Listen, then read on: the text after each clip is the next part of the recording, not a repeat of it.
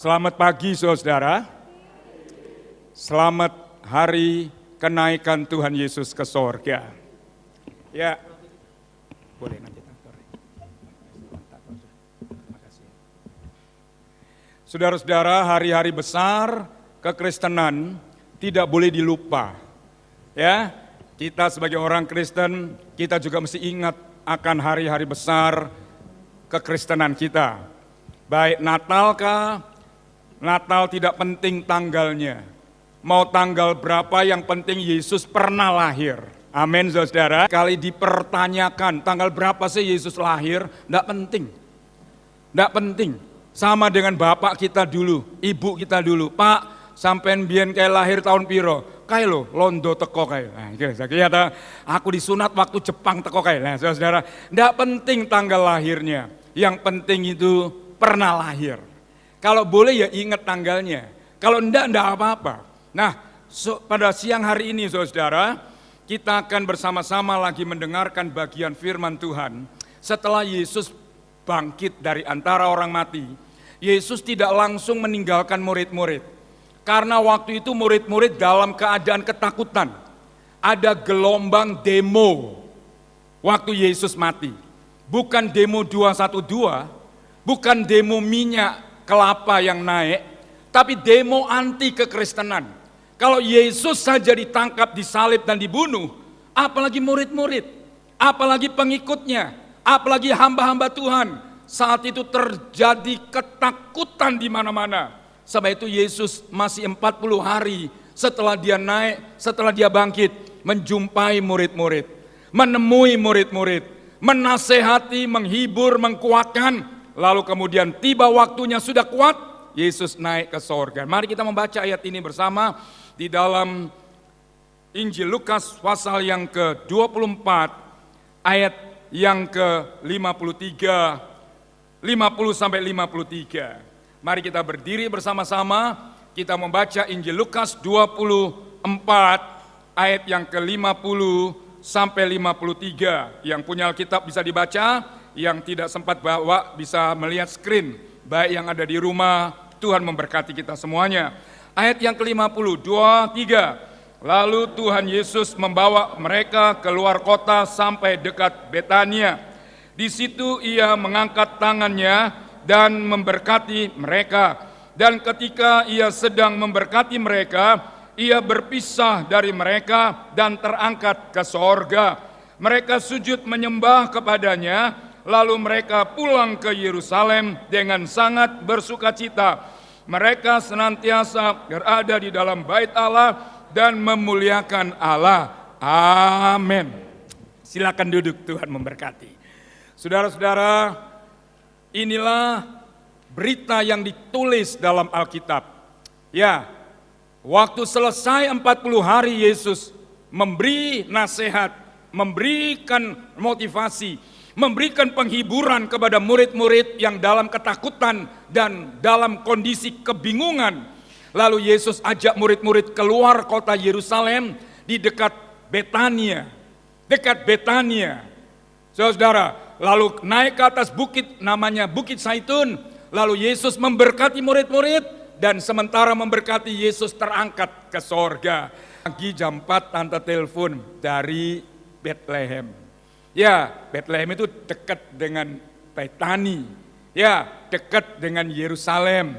Saudara, ya beda 5 jam dan tante sehat, rombongan sehat. Terima kasih buat doa sidang jemaat. Bagi yang sempat berangkat kumpulin duit, saudara, kita akan ke Yerusalem. Kalau tidak sempat ke Yerusalem yang ada di dunia, masih ada Yerusalem yang ada di sorga. Namanya Yerusalem baru. Ya, puji nama Tuhan, saudara kekasih Tuhan. Dari ayat ini kita lihat satu tema tentang Yesus pulang ke rumahnya. Ya, Yesus naik meninggalkan murid-murid. Dia tidak pergi ke langit ketiga. Walaupun Alkitab mencatat ada langit ketiga. Yesus tidak pergi ke langit ketujuh, sekalipun orang berkata ada langit yang ketujuh. Tapi jelas, mana itu langit ketiga? Tidak tahu. Mana itu langit ketujuh? Tidak ngerti. Tapi Alkitab menulis dengan jelas, Yesus pulang ke rumahnya. Saudara-saudara, Yesus pulang ke rumahnya. Ya, ditulis di mana rumahnya? Di sorga. Karena asalnya dari sorga. Wah, ini luar biasa saudara-saudara. Asalnya dari sorga. Sebab itu waktu dia naik, dia pulang ke rumahnya. Ya, puji Tuhan. Alkitab mengatakan dengan jelas, Yesus naik ke sorga. Kenapa tidak pergi ke tempat yang lain? Karena memang bukan rumahnya. Dan tidak jelas tujuannya. Dan ini penting buat kita semuanya. Yesus dia naik, dia jelas tujuannya ke rumahnya yang ada di dalam sorga. Saudara-saudara, Alkitab mengatakan dengan jelas, Yesus naik ke surga. Puji Tuhan, tidak pergi ke tempat lain. Ini adalah kabar gembira buat kita. Dan kita lihat kenapa dia pulang ke sorga, kenapa dia tidak pergi ke tempat yang lain, kenapa dia pulang ke sorga. Alkitab menulis Yohanes 3 ayat yang ke-13, tidak ada seorang pun yang telah naik ke surga, kecuali ia yang pernah turun dari surga, dan ialah anak manusia. Saudara-saudara, tidak ada seorang pun yang naik ke sorga, kecuali dia yang pernah turun dari surga. Dialah Yesus Kristus namanya. Jadi saudara-saudara, manusia itu hanya mimpi mau ke sorga. Manusia itu hanya ingin kalau mati itu masuk sorga. Semua orang, apapun etnis, apapun agama dan kepercayaannya. Tapi sayang, manusia lupa, lu bukan dari sorga. Enggak boleh, enggak boleh. Saudaraku, lu bukan dari surga. Semua manusia adalah orang berdosa, berasal dari tanah liat yang ada di dunia. Mimpi sih boleh, ingin sih tidak salah, tapi tidak akan terjadi. Kenapa? Asal kita bukan di sorga. Asal kita dari tanah liat di dalam dunia. Jadi seperti kata yang merindukan bulan, yang tidak akan pernah pasti tercapai. Demikianlah umat manusia. Sayang, kasihan deh, begitu katanya saudara-saudara. Rindu sih boleh, ingin sih tidak salah, tapi karena tidak berasal dari surga, tidak boleh. Yesus ditulis Alkitab, dia yang tidak seorang pun yang telah naik ke sorga, kecuali dia yang pernah turun, karena asalnya dari sana.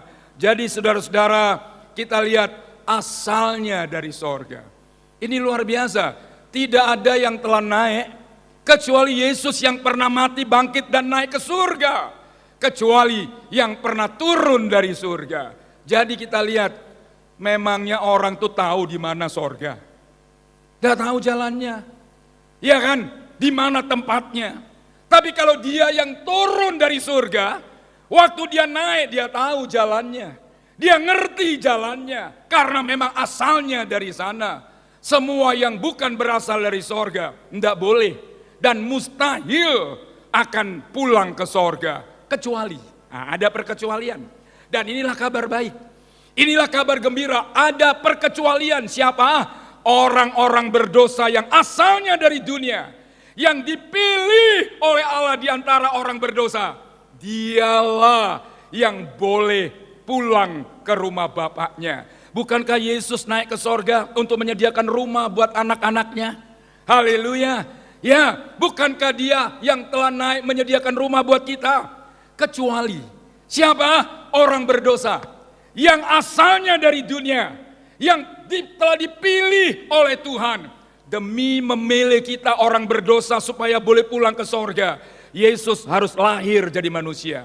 Yesus harus mati di atas salib Golgota. Yesus harus bangkit dari antara orang mati. Yesus harus naik ke sorga menyediakan rumah buat kita. Saudara-saudara, kekristenan itu sudah 80% perjalanan. Sebab itu kita perlu mengerti firman, sudah 80%. Yesus sudah lahir, Yesus sudah mati, Yesus sudah bangkit, Yesus sudah naik. Tinggal satu yang belum. Yesus yang naik itu akan datang kembali. Saudara percaya firman Tuhan? Tinggal 20%, satu step saja. Sebab itu kalau kita lemah, betapa ruginya. Kalau kita undur, betapa bodohnya. 80% sudah jalan, Tinggal 20%, satu langkah lagi. Yesus akan datang dan itulah hari bahagia. Kita sebetulnya tidak boleh ke sana. Memang asal kita bukan dari sana. Ada perkecualian. Orang berdosa, saya dan saudara-saudara. Yesus datang ke dalam dunia mencari orang berdosa. Dan sayalah orangnya yang dicari. Saudaralah orang yang dicari. Sebab itu Yesus perlu jadi manusia. Ada orang berkata, Yesus kok Tuhan? Wong lahir gitu loh jadi manusia. Dia Allah, firman menjadi manusia. Untuk apa? Mencari orang berdosa. Kalau Allah turun dalam dunia, dalam bentuk Allah, tidak akan pernah ketemu manusia. Karena Allah itu api yang menghanguskan. Mati manusia ketemu Allah. Sebab itu dia jadikan dirinya manusia supaya bisa ketemu saya. Orang katanya mencari Tuhan. Mustahil, di mana Tuhan berada? Di mana Tuhan berada? Saudara, Tuhan tidak ditemukan di mana beradanya. Tapi kalau Tuhan yang datang ke dalam dunia mencari orang berdosa, Tuhan pasti ketemu. Saya salah satu yang ditemukannya. Saudara salah satu yang telah ditemukannya. Tidak hanya cukup lahir setelah menemukan kita. Dia mati untuk apa? Dia bayar harga keselamatan kita.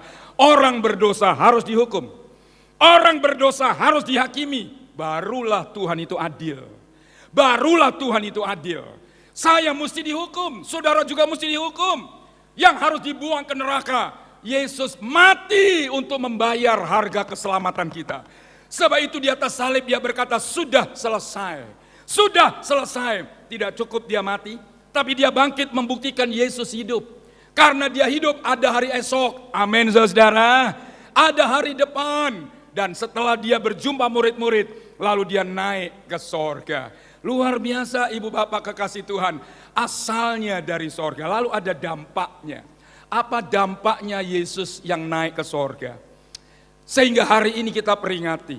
Dan ini perlu dimengerti oleh setiap anak Tuhan. Kita membaca yang pertama. Lukas 24 tadi.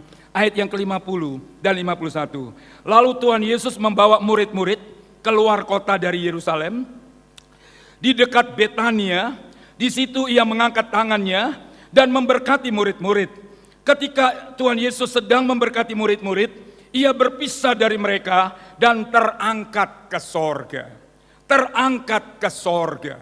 Ini dampak yang luar biasa. Kalau murid-murid tidak tahu kemana Yesus pergi, bingunglah dia. Ya, karena mereka juga akan meninggal dunia, lalu kemana setelah mati? Alkitab memberitahukan yang pertama, membuat kita punya tujuan yang jelas. Karena Yesus naiknya ke sorga. Haleluya. Sehingga setiap orang yang percaya dan yang mengikut dia, dia akan juga membawa kita masuk ke pintu gerbang sorga. Tujuan, punya tujuan yang jelas. Bukan mudah-mudahan. Sejak kita hidup, masih sekarang hidup, kita sudah tahu, kemana aku pergi kalau mati. Haleluya, bukan mudah-mudahan, bukan nanti apa katanya, entah nasibku bagaimana, tapi udah tahu jelas kemana aku pergi setelah mati. Ini luar biasa loh. Ini yang membuat orang Kristen tidak goyah di tengah badai kehidupan. Karena aku sedang berjalan ke sorga. Sehingga kita nyanyi sekolah minggu bukan? Ku berjalan ke Kanaan, ku berjalan ke Kanaan, ku berjalan ke Kanaan, ku berjalan sampai ke Kanaan. Saudara-saudara, kita semua punya tujuan yang jelas di dalam sorga yang mulia. Sehingga mengerti ini saudara-saudara, kita tidak akan pernah mau jadi lemah. Ya, mengerti ini murid-murid jadi kuat. Padahal waktu Yesus naik, di Yerusalem terjadi gelombang anti kekristenan. Belum pernah terjadi anti kekristenan seperti di zaman gereja mula-mula di Yerusalem. Orang Kristen ditangkap, diadu dengan binatang. Yang sudah ke Israel, tahu. Yang belum, nyelengi. Kita akan ke Israel. Kita akan dibawa ke satu gelanggang. Gelanggang di Roma itu, di Roma ada satu gelanggang. Gelanggang ini stadium. Stadium, gelanggang, terap, bunder. Di tengahnya ini tempat untuk mengadu binatang dengan manusia. dan penontonnya bersorak-sorai. Dan manusia yang diadu dengan binatang buas, itulah anak-anak Tuhan. Hanya karena imannya, mereka mempertahankan demikian rupa. Tidak mau meninggalkan Yesus juru selamatnya. Sehingga mereka tidak hanya dipenjara, tidak hanya diajar dan sebagainya. Diadu dengan binatang buas. Mati. Mati. Kenapa mau? Karena tahu setelah mati kemana aku pergi. Jelas tujuanku. Jelas tujuanku. Sebab itu saudara, kalau kita ngerti firman Tuhan, kita juga tidak takut capek buat Tuhan. Tidak pernah takut menderita buat Tuhan. Tidak takut berkorban apapun. Kenapa? Aku tahu kemana aku pergi. Yesus katakan orang yang sayang nyawa justru akan kehilangan nyawa. Tapi orang yang tidak takut nyawa kehilangan karena Kristus justru mendapat nyawa, kehidupan. Murid-murid berapi-api di tengah gelombang anti kekristenan. Mereka tidak hanya kuat, tapi mereka menyala-nyala. Mereka berapi-api. Waktu Yesus naik, dia utus Roh Kudus. Roh yang membangkitkan keberanian. Roh yang membuat orang semangat dan menyala di dalam Tuhan. Saudara-saudara, ini luar biasa loh. Luar biasa. Ya, sebab setelah mati, tahu kemana kita pergi. Kalau tidak tahu kemana pergi, gak usah jadi Kristen. Wong Kristen juga tidak memberitahu kemana pergi setelah mati. Ya, atau cuma katanya, cuma katanya, tidak ada jaminan. Kalau katanya tidak ada kepastian, saudara-saudara, tapi murid-murid mengerti, lalu mereka kuat dan mereka berapi-api di dalam Tuhan. Lalu apa lagi yang Tuhan berikan? Ini kita lihat dalam Yohanes 10 ayat yang ke-27. Domba-dombaku yang mendengar suaraku dan yang mengikut aku.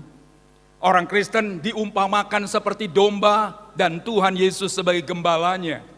Ya, dan kita yang mendengar suara gembala dan mengikutnya, apa katanya? Aku memberikan hidup yang kekal kepada mereka. Dan mereka pasti tidak akan binasa sampai selama-lamanya. Ada jaminan. Saudara-saudaraku, pasti tidak akan binasa. Siapa yang berani menjamin kita akan masuk surga? Tidak ada. Tidak ada. Nabi tidak sanggup memberi jaminan. Rasul tidak mampu memberi jaminan. Karena mereka juga adalah orang berdosa. Yesus pemilik surga. Haleluya. Dia yang menjamin. Aku memberikan hidup yang kekal kepada domba-dombaku. Dan pasti tidak akan binasa sampai selama-lamanya. Ini kabar sukacita, saudara. Itulah sebabnya gereja perlu ada. Itulah sebabnya ada hamba Tuhan dan sidang jemaat. Menyala-nyala buat Tuhan di tengah kesukaran, di tengah penderitaan, di tengah badai salib yang menimpa. Saudara-saudara, wih, luar biasa loh. Siapa yang berani menjamin? Makanya keselamatan itu bukan tergantung saya dan saudara. Tergantung kita, keselamatan itu berubah-berubah. Hari ini saya setia, besok enggak setia. Hari ini ke gereja, besok enggak ke gereja. Hari ini cinta Tuhan, besok kedodoran. Tapi kita bersyukur. Haleluya. Dia yang pernah mati dan bangkit naik ke sorga, itu yang menjamin. Dia pilih kita dan sekali milih dia tidak pernah menyesal atas pilihannya. Haleluya. Ada yang menyesal terhadap anaknya? Ada? Tidak ada. Mama papa yang baik, yang benar, yang sehat, yang normal, tidak akan pernah menyesal akan anaknya. Anaknya lahir ganteng, puji Tuhan. Anaknya lahir cantik, haleluya. Anaknya lahir tidak ganteng, ya puji Tuhan. Makanya orang Jawa ngudang anak apa? Tak lele-lele-lele-geng, ca ganteng anake bapak. Saudaraku, orang lain ngomong elek, ngono ganteng, oh jarno wong anakku. Saudaraku, semua orang. Jadi kita tidak pernah menyesal atas apa yang sedang dihadapi dengan anak-anaknya. Tuhan yang telah pilih kita, dia tidak pernah menyesal. Ia telah memilih saudara, walaupun setelah dipilih saya kurang setia. Walaupun setelah dipilih saudara masih berbuat salah dan berbuat dosa. Sekali anak tetap anak. Yang setuju katakan, tidak pernah anak hari ini besok bukan anak. Tidak pernah tahun ini jadi anak lalu tahun depan bukan anak. Oh, itu tidak akan bisa. Hukum itu tetap, anakku waktu baik dia anak, waktu anakku nakal tetap anak. Tapi kalau kita jadi anak baik, lebih baik. Kenapa? Papa sayang, papa lebih sayang. Gitu loh, saudaraku, apa yang papa punya akan diberikan kepada kita anak-anaknya. Oh saudara-saudara, Yesus yang memberi jaminan, bahkan jaminan sampai selama-lamanya. Mana ada asuransi? Asuransi jiwa, asuransi kesehatan, apapun itu namanya, ada batasnya. 65 tahun sudah tidak dapat kesehatan. Umur 75 tahun batas terakhir. Tergantung premi banyak sedikitnya bayar. Kalau preminya makin banyak, kita lihat sampai umur 85 dijamin kesehatannya. Setelah itu sakit tanggungan sendiri, tidak ada jaminan dari asuransi. Jadi kita lihat ibu bapak, Yesus yang menjamin kepastian tersebut. Oleh sebab itu kalau kita tahu, kiranya lewat momentum Yesus naik ke sorga, menyadarkan kita semua, ingat kita punya tujuan yang sama. Dan tujuan itu jelas, dan tujuan itu terjamin. Pasti tidak akan binasa sampai selama-lamanya. Di mana mau dapat jaminan seperti ini? Di mana kita dapatkan jaminan seperti ini? Sedangkan semua manusia masih belum tahu kemana dia pergi setelah mati. Bagaimana bisa memberi jaminan? Yesus yang pernah bangkit, dia naik ke sorga. Dan dia yang menjamin kepastian keselamatan kita. Inilah kekristenan. Saudara-saudara, inilah kekristenan. Sebab itu, saudara-saudara, kalau saya cinta Tuhan, itu wajar. Kalau ibu bapak cinta Tuhan, ya seharusnya begitu. Seharusnya begitu. Ya kan, kalau anak tidak cinta orang tuanya disebut durhaka. Tentu Tuhan tidak pernah sebut kita anak durhaka. Enggak. Kita tetap disebut anakku yang baik. Sekalipun mungkin saya kurang setia. Sekalipun mungkin kita sering berbuat salah. Berbuat dosa. Tapi Tuhan tidak pernah membuang kita. Kenapa? Karena untuk menjadikan saya anak, menjadikan engkau anak, dia bayar mahal loh. Dia turun dari surga loh. Dia korbankan kodratnya sebagai Allah menjadi manusia loh. Setelah jadi manusia dia bayar mati di salib Golgota. Mahal telah menjadikan kita anak Tuhan. Sebab itu hargai, aku mahal di mata Tuhan. Sebab itu Alkitab berkata, engkau berharga di mata Tuhan. Amin. Saudara berharga di mata Tuhan karena dibayar mahal. Dibayar mahal. Sebab itu saudaraku, katakan semua orang, elek-elek ini mahal. Elek-elek ini larang saudara. Iya, apalagi ganteng-ganteng dan cantik-cantik. Wow saudara, mahal. Karena engkau telah dibayar bukan dengan emas dan perak. Engkau dibayar dengan darah yang mahal. Yesus mati di salib Golgota. Sebab itu kalau kita cinta, cinta itu cengli lah. Seharusnya lah. Begitulah sebetulnya. Jangan eman buat Tuhan.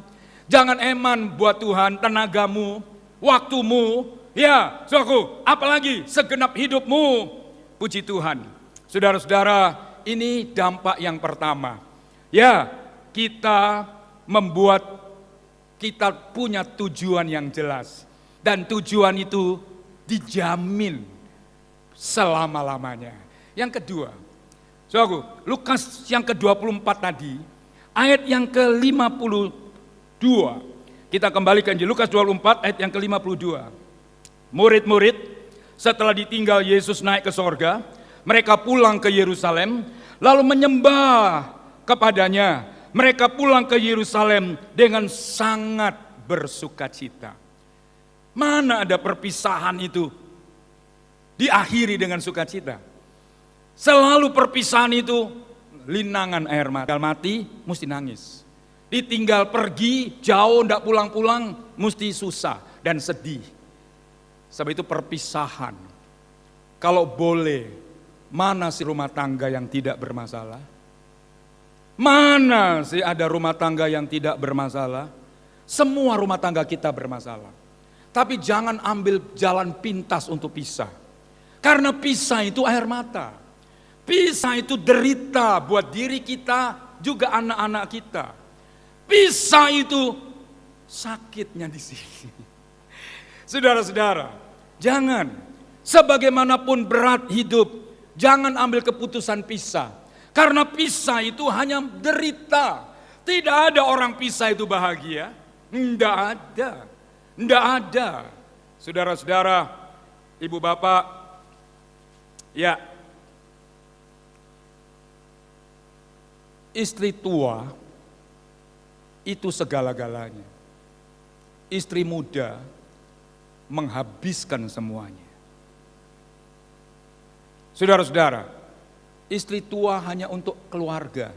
Dia simpan untuk anak-anak di kemudian hari. Gitu loh. Coba istri muda. Oh. Dia sayang papanya, kurang sayang anaknya. Kon seneng. Seneng anakmu tidak disayangi. Saudara-saudara, derita. Sebab itu tidak pernah ada perpisahan yang berakhir dengan sukacita. Semua perpisahan berakhir dengan derita, tetesan air mata, sengsara, dan penyesalan di hari kemudian. Tapi aneh kan, Yesus ini sudah tidak ada lagi di dunia secara fisik. Dia sudah naik di depan mata murid-murid. Naik, sampai malaikat berkata, orang Galilea, ngapain lu lihat ke atas? Yesus yang terangkat dari depanmu, dia akan kembali lagi untuk menjemput kamu semuanya. Waktu perpisahan terjadi, murid-murid penuh sukacita. Aneh kan? Ya, sebab itu orang Kristen itu tandanya dapat dilihat sukacitanya. Murid-murid dapat uang? Enggak. Murid-murid dapat berkat waktu itu? Enggak. Malahan dapat hinaan, ejekan, siksaan, aniaya, salib. Kok sukacita? Kok sukacita? Ini aneh. Itulah kekristenan.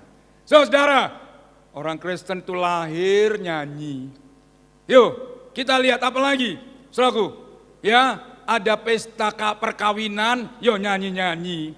Kepaten mati, yo nyanyi-nyanyi. Loh ya apa sih saudara? Kapan susahnya orang Kristen ini? Ada kelahiran, beston, nyanyi-nyanyi. Loh, kalau enggak cukup, enggak punya gitar, ya pakai tangan. Kalau ada gitar, ada ini, ada musik, pakai musik lengkap. Saudara, loh, kalau waktu pernikahan, wih, rame-rame senang sukacita. Ada kematian nih loh, yo nyanyi-nyanyi itu. Aneh kan, dunia bilang bingung aku wong Kristen ini. Ya kan, ono pesta kawin nyanyi, ono kelahiran nyanyi, ono pindah rumah nyanyi, ono kepaten yo nyanyi. Itulah kekristenan. Sukacita yang Tuhan beri bukan dari luar, tapi dari dalam keluar. Sebab itu entertain, ya dimanapun orang haus. 2 tahun COVID Corona membuat orang terpenjara di dalam rumah. Ya, tidak bisa ke sana ke sini. Baru-baru ini COVID sudah mulai meredah, mulai dibuka kebebasan. Mana tempat-tempat rekreasi yang sepi? Tidak ada. Tidak ada. Tidak ada tempat-tempat rekreasi yang sepi. Pantai penuh manusia, gunung penuh manusia. Lihat, di mana-mana penuh dengan manusia. Manusia haus hiburan. Kenapa? Karena manusia itu penuh dengan susah. Susah. Cari hiburan. Tapi ingat, hiburan dalam dunia hanya membuat orang haus terus. Tidak pernah puas. Yesus memberikan sukacita kepada murid-murid seperti kepada perempuan Samaria itu. Kalau kau minum air ini, kamu akan haus terus. Tapi aku memberikan air kehidupan kepadamu. Dan air itu memancar dari dalammu. Itulah sukacita sorga. Sebab itu saudara, jangan cuma tanggal muda tertawa tertiwi. Lalu hari ini tanggal tua kelihatan susah dan duka citanya. Ya, jangan kelihatan saudaraku, punya duit puji Tuhan. Tidak punya duit juga puji Tuhan. Itu loh, jangan saudara kira tadi yang nyanyi-nyanyi iki loh sing menari-menari, kan punya duit. Hah? Saudara-saudara, sukacita kita bukan sukacita karena dapat berkat dari dunia ini. Lihat, saudara, ya sukacita bukan karena dapat berkat jasmani, tapi karena mengerti untuk apa Yesus naik ke sorga. Makanya murid-murid pulang dari Bukit Zaitun penuh sukacita. Penuh sukacita. Padahal ada ancaman nyawa, taruhan karena Kristen, karena pengikut Yesus. Ya, Yesus katakan, burung ada sarangnya. Apalagi? Serigala ada lubang tempat bernaungnya. Aku anak manusia tidak ada tempat untuk meletakkan kepalaku di dunia. Dunia bukan tanah air kita. Dunia bukan tempat tinggal kita selamanya. Kita hanya menumpang sementara. Kita hanya sesaat di dunia. Marilah tidak lama, sudah 80% loh jalannya. Kekristenan sudah 80% loh prosesnya. Yesus sudah mati, dia sudah bangkit, dia sudah naik. Dia lahir, mati, bangkit, udah naik. 80%. Tinggal satu.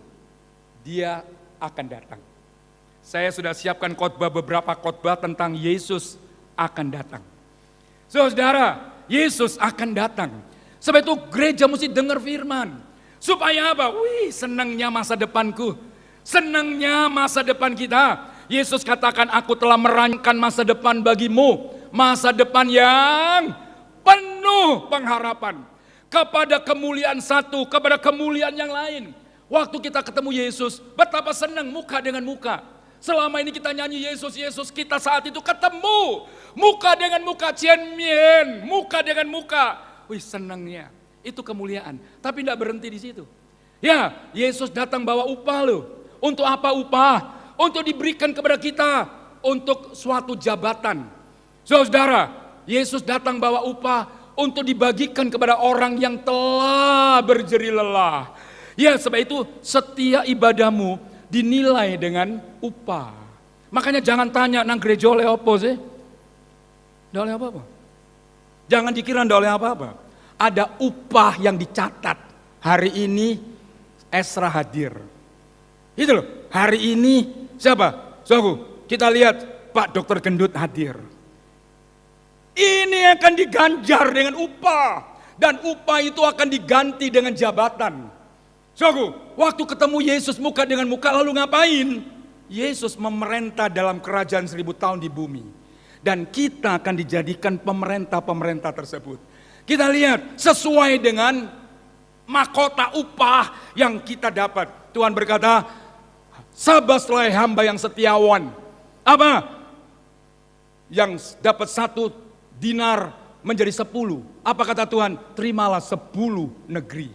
Yang 1 jadi 5, terimalah 5 buah negeri. Yang 1 jadi 2, terimalah 2 buah negeri. Apa itu? Memerintah. Dalam kerajaan 1000 tahun. Memerintah dengan tubuh kemuliaan. Tidak butuh mobil dinas. Tidak butuh restoran untuk makan yang enak. Pakai tubuh kemuliaan. Tidak pakai perlu sayap. Kita pergi ke Yerusalem dan ke sana kemari. Bumi masih seperti hari ini loh. Saudara, hari ini seperti ini, dunianya seperti ini. Tapi kita tidak perlu fasilitas dunia. Karena kita punya pakai tubuh kemuliaan. Waktu Yesus datang, yang mati dibangkitkan bukan? Yang hidup diubahkannya bukan? Diberikan tubuh kemuliaan. Ini yang luar biasa. Selesai kerajaan 1000 tahun, langit dan bumi lenyap, diganti dengan langit bumi yang baru. Kita akan memerintah bersama Kristus selama-lamanya. Dari satu kemuliaan kepada kemuliaan berikutnya, kepada kemuliaan berikutnya. Itulah masa depan kita. Itulah masa depan kita. Betapa rugi bukan kalau tidak ke gereja? Rugi. Yang tidak hadir hari ini tidak ada catatan jeri lelahnya. Tidak ada catatan upahnya. Saudara-saudara, wow, luar biasa. Ngerti ini, wah, lain tidak sakit, gua nggak ke gereja. Gendak kalau ndak aku pergi, aku ndak mau tidak hadir. Aku lorok-lorok yuk kebaktian. Berharga.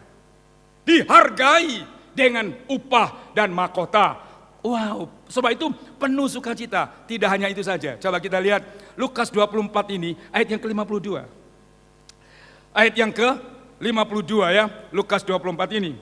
Mereka sujud menyembah, lalu mereka pulang ke Yerusalem dengan sangat bersukacita. Ayat 53 itu 52 ya. 53 sekarang. 53. Murid-murid bergairah dalam ibadah. Saya baca, mereka senantiasa berada di dalam bait Allah dan memuliakan Allah. Perpisahan tapi mereka membuat senantiasa ada di dalam bait Allah. Dengan kata lain bergairah dalam hal-hal yang rohani. Gitu loh. Bukan kadang-kadang beribadah. Saudara mau kadang-kadang Tuhan kasih nafas? Saya kalau jalan pagi, saya sudah tidak bisa tenis, saya sudah tidak bisa badminton, sudah tidak kuat. Saudara, tangan saya agak cacat sedikit. Ya kan? Saudara, saya jalan kaki. Pokoknya jalan wes terakhir dua lap terakhir, saudara. Saya jalan itu ambaannya tahan. Cuma bisa 60, tak hitung. 60, enggak. Saudara, rate yang lagi kemudian mudun, mari 60, tak tahan 60, enggak kuat, terus 50, terus 40. Saudara, mau Tuhan kasih nafas kadang-kadang, Minggu napas, Senin pray, mau? Udah mati kita saudara. Sebab itu ojo kadang-kadang lah kebaktian, saudara. Sing bergairah gitu loh, sing ajek. Lek gak loro aku mau gak ke gereja. Gitu loh. Lek ndak aku pergi aku mau. Repot semua repot. Capek semua capek. Saudara-saudara, iya, saudara-saudara, karena kita tahu Yesus yang telah bangkit itu, aku tahu untuk apa dia bangkit. Dia tidak hanya menyediakan rumah buat saya, tapi dia menyediakan upah dan mahkota dari setiap jerih lelah kita. Sebab itu kita mesti semangat, apapun kita mesti semangat. Murid-murid bergairah. Wih, saudara, bergairah. Kita lihat ibadah pelayanan jadi kesukaan. Apakah ibadahmu jadi kesukaan? Gitu loh, kita mesti ngomong gini saudara. Kapan minggu lagi? Coba tanya sama sebelahmu, Dino ini kan Kemis. Coba tanya sama sebelahmu, kapan minggu? Coba tanya setelah, kapan minggu lagi? Kapan minggu mana? Itu artinya apa? Rindu minggu ne.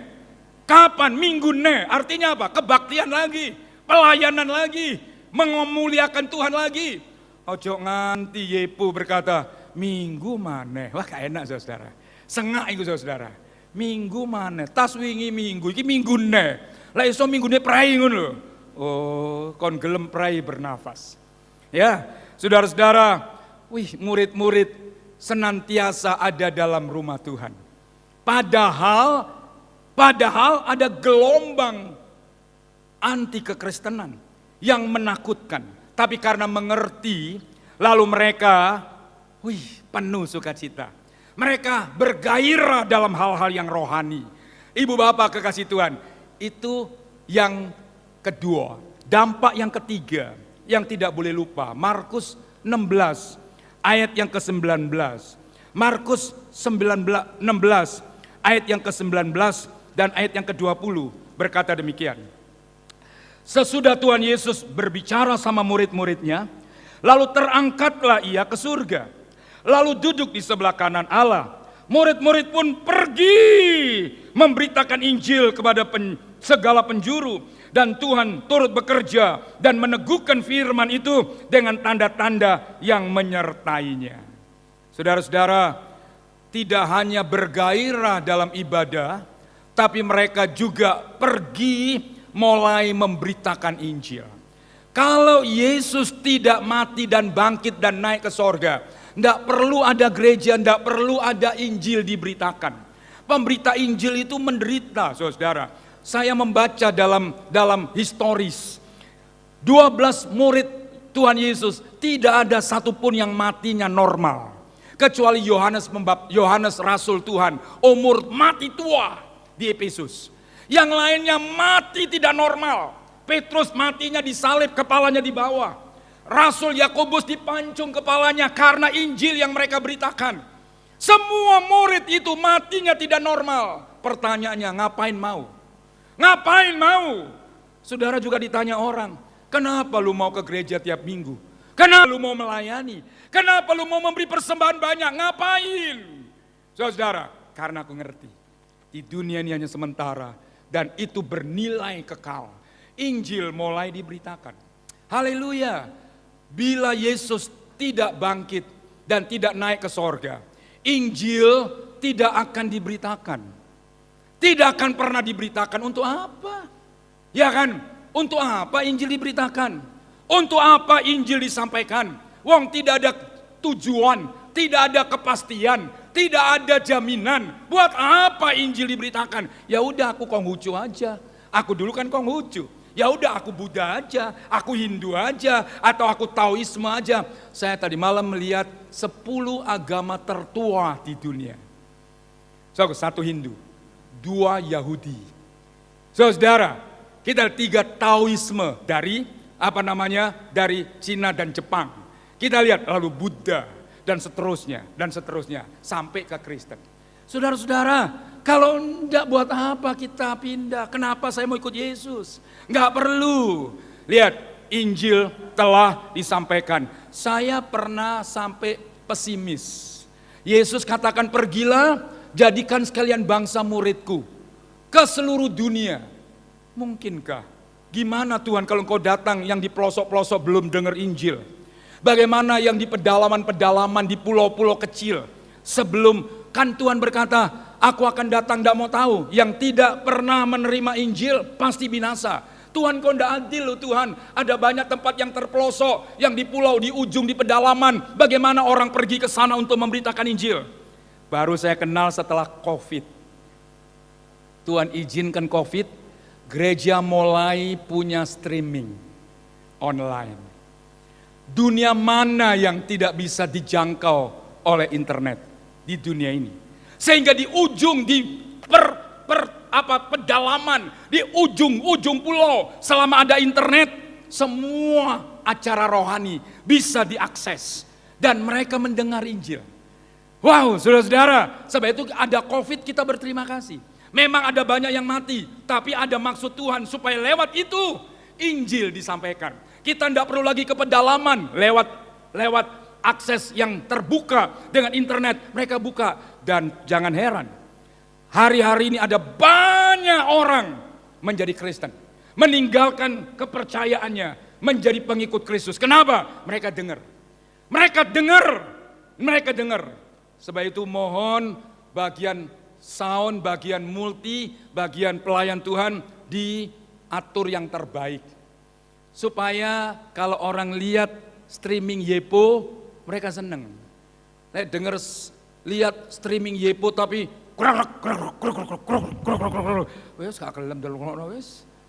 makanya pekerjaan Tuhan itu butuh banyak duit. Ya untuk begini-begini ini.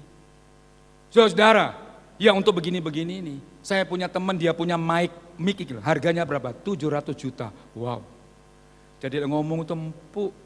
Gak perlu teriak tapi enak. Ya tahu saudara. Tapi walaupun itu tidak empuk, tidak enak, yang penting ojo mlebu kene metu kene. Itu yang penting saudara. Ya tahu walaupun gak enak ini mlebu rene saudara. Ya, luar biasa saudara. Beritakan segala penjuru dunia dan Tuhan turut bekerja. Saudara, untuk apa sih Injil diberitakan? Ini penting. Untuk apa sih Injil diberitakan? Orang Kristen jangan egois. Yang penting gua punya rumah di sorga. Masa bodoh dengan kalian semuanya. Untuk apa Injil diberitakan? Supaya orang lain juga diselamatkan. Itu loh, supaya orang lain juga diselamatkan. Bukankah dulu ada orang lain beritakan Yesus kepada kita? Sehingga kita jadi anak Tuhan. Sekarang mereka sudah tutup mata dan meninggal dunia. Sekarang giliran kita cerita tentang Yesus. Jangan cerita tentang jeleknya orang. Cerita tentang kabar baik. Makanya Injil disebut Hausiausi, kabar baik. Kabar sukacita yang dibutuhkan oleh setiap umat manusia. Agar orang yang dalam duka, dalam kesesakan, dalam keputusasaan mendengar kabar Injil Yesus mengasihi orang berdosa. Dan mereka juga diselamatkan. Dan saudara-saudara, jangan bangga kalau engkau sendiri Kristen. Di mana suamimu? Di mana istrimu? Di mana anak-anakmu? Di mana orang tuamu? Jangan biarkan mereka tidak di dalam Tuhan. Jangan cuma dikasih uang belanja, dikasih makan dan kasih sekolah. Perhatikan keselamatannya. Hanya Yesus satu-satunya. Di luar Yesus tidak pernah ada kejaminan kepastian. Makanya ada nyanyian lama berkata apa? Kelak ada tangisan selamanya. Papa sama anak berpisah. Suami dan istri berpisah. Kenapa? Karena tidak di dalam Tuhan. Karena tidak di dalam Tuhan. Berpisah selama-lamanya. yang tak akan pernah berjumpa. Saudaraku, kita akan berjumpa lagi. Yang sudah tutup mata meninggal dunia menanti kita di pintu gerbang sorga. Asal di dalam Tuhan kita akan ketemu. Haleluya. Katanya Mas Gianto, kalau kamu duluan, Mas Gianto belakangan matinya. Gitu maksudnya.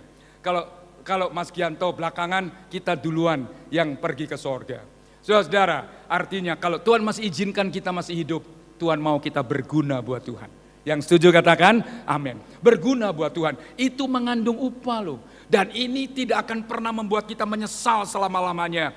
Saudara, saya jadi Kristen, ada pembantu rumah tangga namanya Tuminatun. Tun, namanya ndak beken. Nama desa, pekerjaannya pembantu babu di rumah tangga. Tiap minggu dia sewa becak. Dia bawa anak-anak kecil ke gereja. Anak-anak itu diantaranya saya. Dijemput belum bangun. Ditunggu. Awalnya satu. Lalu anak-anak lebih banyak ada 2 becak. Lalu ada 3 becak. Lalu ada 4 becak. Dibawa ke gereja. Siapa tahu dia tidak tahu. Anak-anak yang kecil itu salah satunya jadi pendeta. Dia tidak menyangka bukan anak yang kecil yang diajak ke gereja. Dia dapat apa? Dia dapat apa-apa. Ada anak-anak yang kecil di bawah itu. Salah satunya saya jadi pendeta. Saudara-saudara,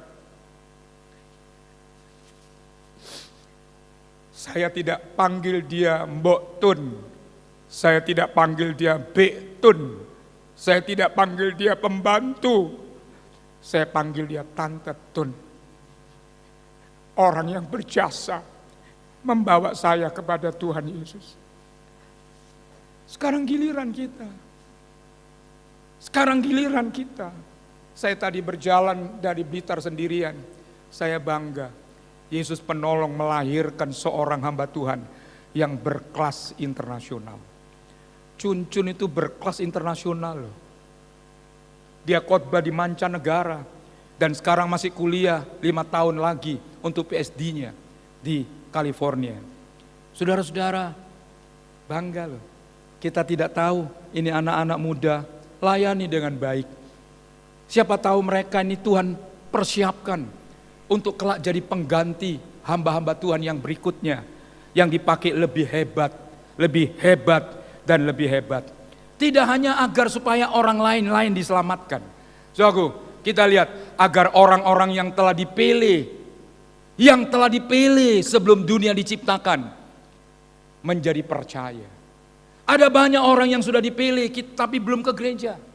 Masih ada beredar-edar di dunia ini. Saudara, padahal Tuhan sudah memilihnya. Aku telah memilih sebelum kau lahir. Aku sudah memilih. Sebab itu Injil perlu diberitakan. KKR perlu diadakan. Supaya orang menerima tantangan dan tawaran untuk menerima Yesus sebagai Tuhan dan Juru Selamatnya. Sebab itu sambil sekolah, cerita Yesus dengan kata-kata dan perbuatan kita. Sambil kerja, saksikan Yesus dengan kata-kata dan perbuatan kita. Supaya orang melihat, mendengar kata-kata kita, melihat kelakuan kita. Tidak mustahil mereka jadi Kristen. Tidak mustahil mereka jadi orang Kristen, jadi anak Tuhan. Lebih-lebih khususnya anak-anak kita. Ya, anak-anak kita selalu saya katakan, kalau anakku tidak ke sekolah, kita marah. Mau jadi apa lu ndak sekolah? Tapi kita juga mesti marah kalau anak-anak kita tidak ke gereja. Iya, supaya dia tetap kuat, dia tetap terus maju sampai hari Maranatha, Tuhan Yesus datang kembali. Saudara-saudara, bersaksi itu tidak mudah. Jangan pikir nanti dia ke gereja, tidak penting. Ke gereja itu urusannya Tuhan nanti. Ke gereja itu urusan Tuhan nanti. Saya pernah bersaksi sambil menangis, dan ini orangnya ada di sini. Kosun sakit di rumah karena sudah fisiknya lemah. 30 tahun loh saya saksi Yesus. Tak ajak omong tentang Yesus. Tak ajak, belum.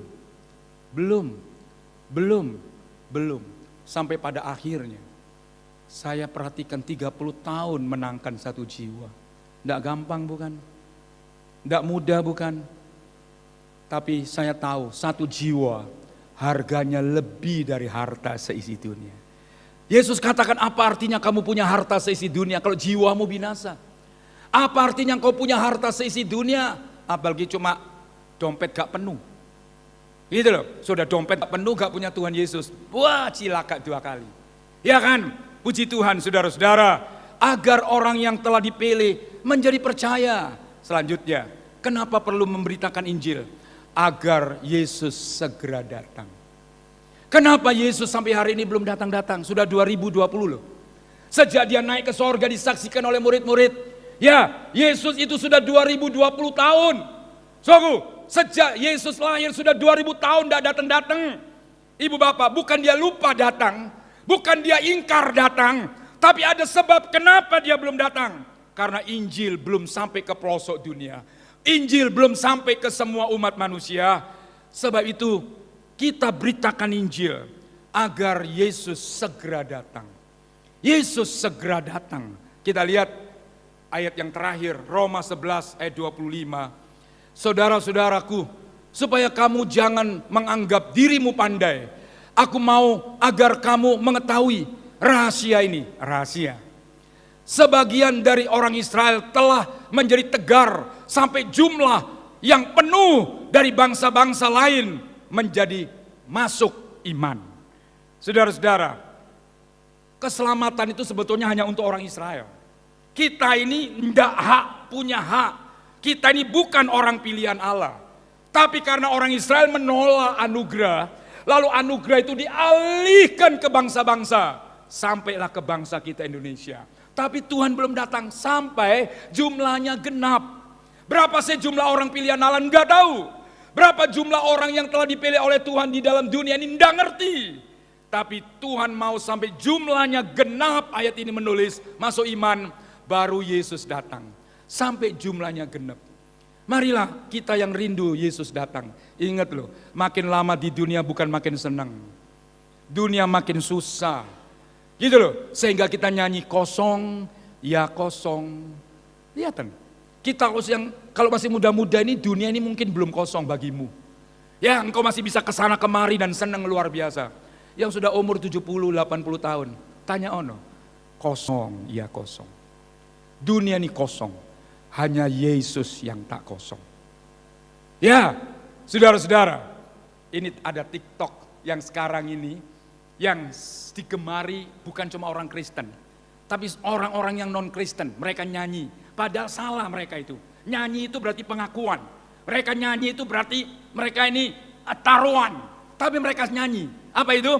Tuhan Yesus tidak berubah, tidak berubah, tidak berubah. Loh, mereka ngaku Yesus Tuhan.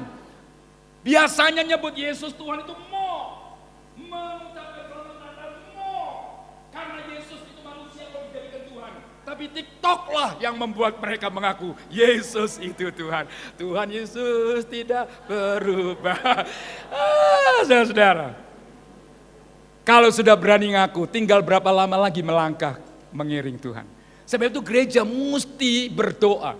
Tuhan, kirimkan pertobatan, kirimkan keselamatan. Mulai dari keluargaku dulu, mulai dari family kita dulu, baru ke orang lain. Puji nama Tuhan, sampai jumlahnya genap. Yesus sudah tak lama lagi dengan internet dan dengan COVID, Injil sudah sampai kemana-mana. Tinggal mereka menanggapi, menolak atau menerima. Menolak atau menerima, tidak ada tengah-tengah. Mereka menolak binasa, menerima mendapat keselamatan yang kekal. Jadi saudara-saudara, Yesus belum datang sebab jumlah orang percaya yang telah dipilih belum genap. Haleluya. Sebab itu beritakan Injil, dukung pemberitaan Injil, dan doakan para penginjil. Saya besok mestinya ke Surabaya, ada tamu dari Dirjen Bimas Kristen Jakarta. Cuma saya tadi telepon tadi pagi, enggak lah, aku repot lah wakilonnya sana. Hari Senin mesti harus ke mana ini? Ke Toraja lagi. Saya bilang untuk 5 hari, saya bilang, aduh. Habis itu terus ke Timika, aduh. Saudara, Ya, tidak hanya badannya, pikirannya, segala-galanya. Ya, kita ketemu di gereja-gereja kecil. Mosok kita, bro, doa bro ya, semangat ya, sing kuat dalam Tuhan ya, ojo putus asa, maju terus ya, halo terus. Sayonara, halo. Tidak bisa saudara. Selain doa, kasih ono berkat. Dan itu yang kami lakukan selama ini. Saudara-saudara, saya bisa begitu karena jemaat Yepo yang mendukung. Saya tiap kali keluar itu 40 juta. Minimal 30 juta. Dibagikan. Saudara-saudara, saya sendiri tidak ngerti. Tapi itulah. Saudara-saudara, agar hamba Tuhan kuat. Agar jangan putus asa. Agar jangan tinggalkan pelayanan. Maju terus. Tak lama lagi Tuhan datang. Mari kita nyanyikan ini pujian.